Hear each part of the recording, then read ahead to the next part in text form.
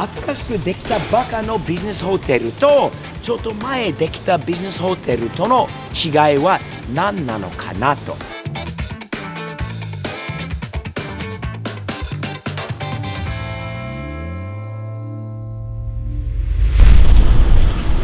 おはようございます。スティーブ的視点のスティーブです。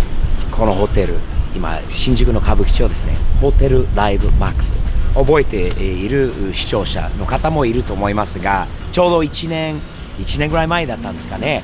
ちょうどこの辺りの目線から大きな重機がここにあって、クレーン車がで、飛びさんが大体4、5回ぐらいのところにいたことを見てて、感動した時もあったんですよね。日本の建設現場がものすごくすごいなと思ってた。というのはアメリカと比べると日本は狭いんじゃないですか。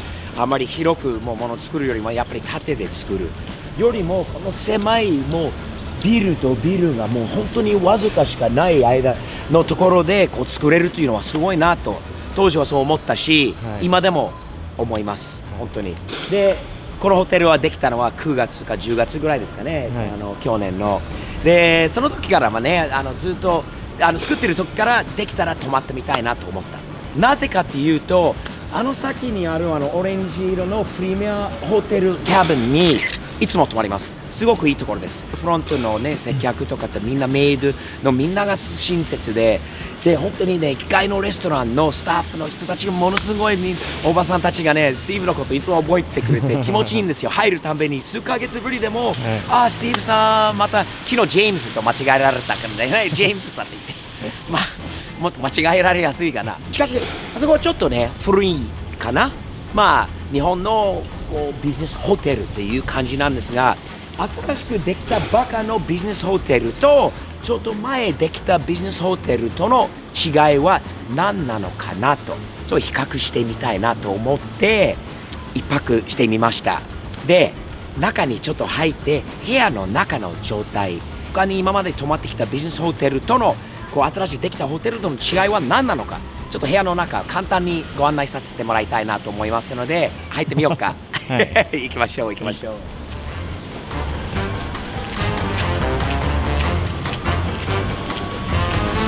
エレベーターは広くなりましてね、古いビジネスホテルより早いし、やっぱり今時ですね。古いホテルですと喫煙室が多いんだよね。ホテル全体がもう煙臭いところもあるんだよね。禁煙室があったとしても。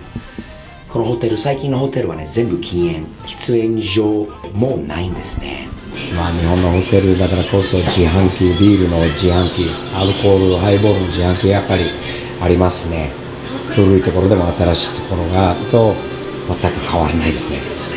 ビール飲むのが好きだよね、日本人は。あるところあるんだろうと思うんだけど、ここまでの日本らしいものがないですね。絶対アメリカのホテルにない。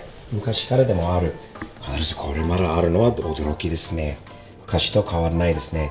VOD カード見る人いますね、夜に。どういうのを見てるのかあんまり想像つきますけど、日本以外はあるから、こういうのはね。アメリカのホテルにはないですね。ない。今部屋の中です。綺麗なホテルですね。できたばかなの綺麗なんですが、意外と昔のビジネスホテルとの違いがもっとほどないですね。少ないです。というのは最近のあっちのどのビジネスホテルにはこれなんていうんですか、加湿器というんですか、いつもちょっと分かんないんだけど、これがあるとありがたいことですよね。そして部屋の広さとかは大体変わらないですね。テレビが大きくなったことは間違いないです。新しいところ。電池レンジがあることはなんだけど、ちょっと古いタイプって感じですね。冷蔵庫は定番のものです。最近もうこれどの部屋にもありますよね、日本で。除菌用のものですよね。これはあっていいですね。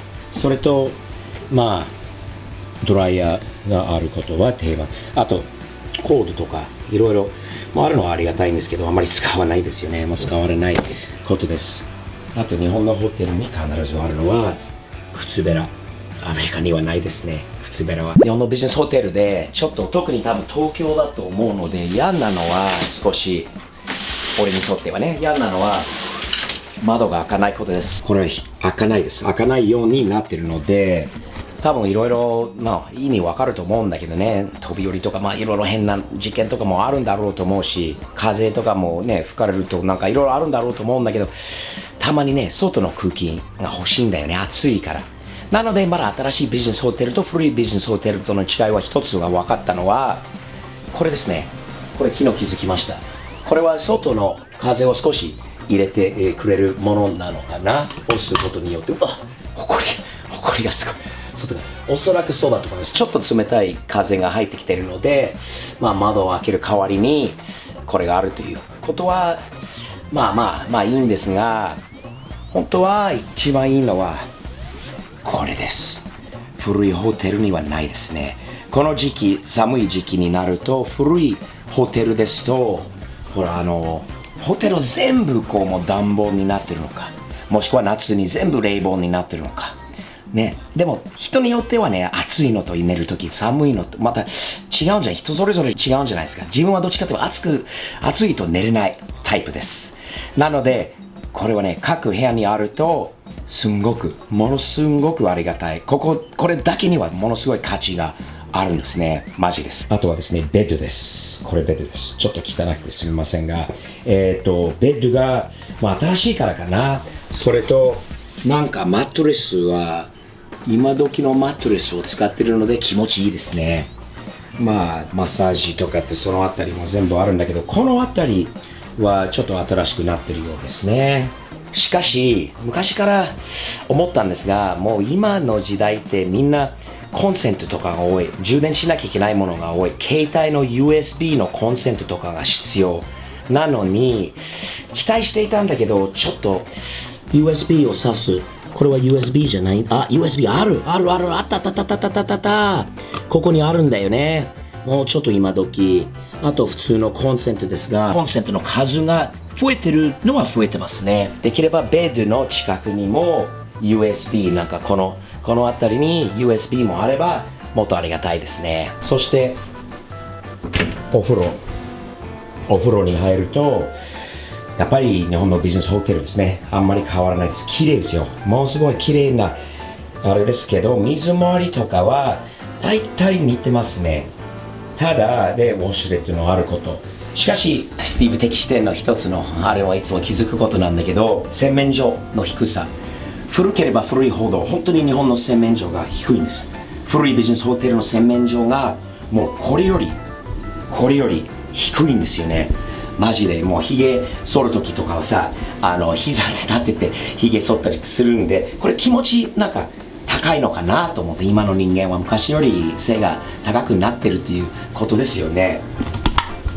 お水回りとかこの辺は変わんないですね。新しいのは新しいんだけど、大体もうどのホテルでこういうものですね。シャンプー、コンディショナーシャンプーがついてるのと、やっぱりひげ剃りとコームとこういうのがあるのは定番ですね。一つ理解できないこともあります。この部屋に一人で泊まってるんですが、スリッパこんなにありますね。2人分とまたもう一つのスカイステイのやつなんですかね。お風呂にもう使ったんだけど、タオルはね、バスタオル一つしかないですね。それとこのタオル、ハンドタオルっていうんですか、1枚しかない。スリッパが2人分か3人分にあるように、これは1つずつしかないっていうのはちょっとね、もう1枚ずつあってもいいんじゃないですかね。シャワー浴びたりあれしたりするんで、2枚ずつせいぜい欲しいかなと思いますね。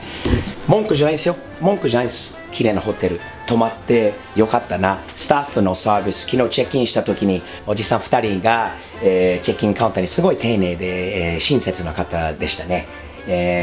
それと綺麗な設備です。いろいろ新しくなってるの中ではスティーブ的にはこれが一番ありがたいです。ここにはものすごい価値がありますね。昔のテレビより相当大きい。この小さい部屋の割にはテレビがめちゃくちゃ大きいですね。また機会があればこのホテルに泊まってみたいと思います。両者いくつかの違いがあるんだよね。古いところと新しいところ、どっちがいいどっちが悪い、そういうことじゃないんだよね。どっちも好きです。次回もねどうしようか、まあこっちに泊まってもあっちに泊まっても同じなんだけど、冬の時期に窓を開けれないっていうのはちょっと嫌なんですよね。やっぱり部屋を涼しくしてこう涼しい方が寝やすいタイプです。なのでこの新しい部屋の中にもう独自のこうエアコンがあるというのは本当にものすごいありがたいことです。細かい、まあうるさいかもしれないんだけど、ね、細かいことかもしれない、細かくないんでね、寝れるか寝れないかっていうことは仕事につなぐことなので、寝れなかったら本当にもう一日もう気分もダウンだよね、昨日よく寝れました。ここで気持ちよかった。エアコンがまだ冬の時期にもつけれてよかったなと思う。もう一つ新しいセブンもできたんだよね、ここに。それもありがたいこと、だからあっちに泊まってもこっちに泊まっても綺麗なできたバカのセブンがあることも朝急いでる時もあるんで、ありがたいことです。本当にビジネスホテルはいいですよ。外国人の方もね、これ英語字幕を読んでくれてる方もいるんだけど、おすすめしたいと思います。